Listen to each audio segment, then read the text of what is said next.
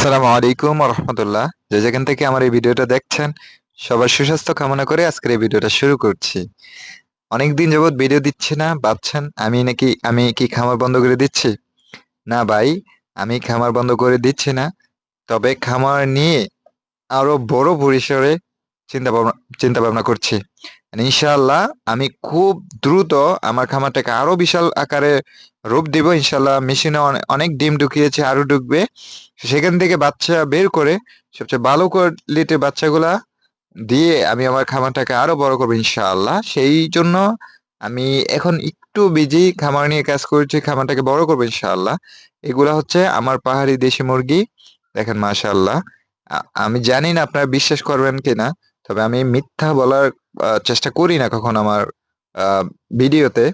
কারণ মিথ্যা বললে হয়তো আমি সবসময় একটা জিনিস বিশ্বাস করি যে মিথ্যা বললে হয়তোবা আল্লাহ তাআলা একটা সামান্য রোগ দিয়ে আপনার খামারকে ধ্বংস করে দেবে। এটা আমি সবসময় বিশ্বাস করি। এজন্য আমি চাই না কখনো কারো সাথে মিথ্যা বলতে। এগুলো হচ্ছে আমার পাহাড়ি দেশি মুরগি।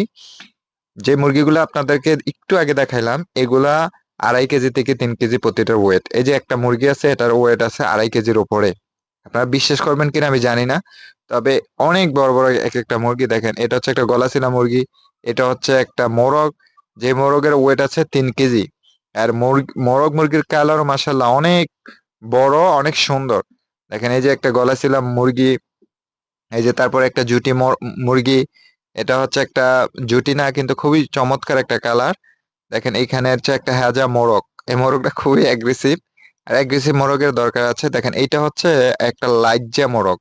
এই মোরগটার কালারটা খুবই সুন্দর, এর জন্য আমি এটা রেখে দিয়েছি। আর এটার ওয়েটও অনেক বেশি। দেখেন, এখানে একটা পাহাড়ি জুটি মুরগি, এখানে একটা জুটি মুরগি, এখানে এটা আবার আছে হচ্ছে আপনার পাহাড়ি হেজা মুরগি। এই যে দেখেন মাশাআল্লাহ, হেজা হইলো এই জাতটা অনেক বড়। দেখেন, এটা হচ্ছে আমার নিজের প্যারেন্টস এর একটা ব্রিডার।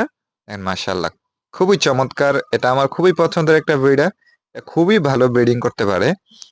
এগুলো হচ্ছে আমার পাহাড়ি দেশি মুরগি। আজকে ছোটখাটো একটা আপডেট দিলাম ইনশাআল্লাহ। আমার সাথেই থাকুন, আপনাদের জন্য ভালো কিছু নিয়ে